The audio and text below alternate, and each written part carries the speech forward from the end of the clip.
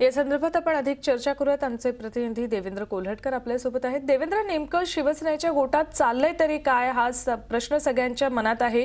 कारल्याला एकविरीच्या दर्शनासाठी सगळे आमदार जात आहेत, त्यानंतर तरी निर्णय शिवसेनेचा जाहीर केला जाणार आहे का?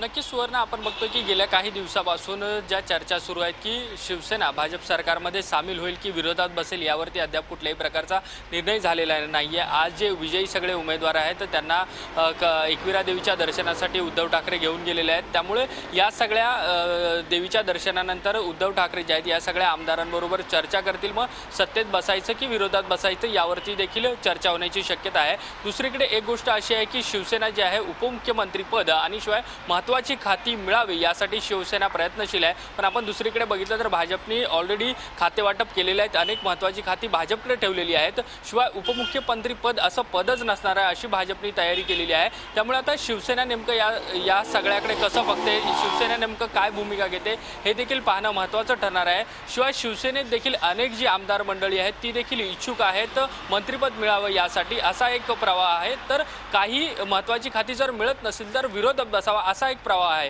त्यामुळे येत्या काही दिवसांमध्ये हे चित्र स्पष्ट होईल की शिवसेना भाजप सरकारमध्ये सामील होते की बाहेर राहते, आणि त्या दृष्टीने आजचा दिवस जो आहे तो महत्त्वाचा आहे असं आपण म्हणू शकतो। सुवर्णा, देवेंद्र, तुम्ही शिवसेनेच्या या सगळ्या घडामोडींकडे लक्ष ठेवून राहा।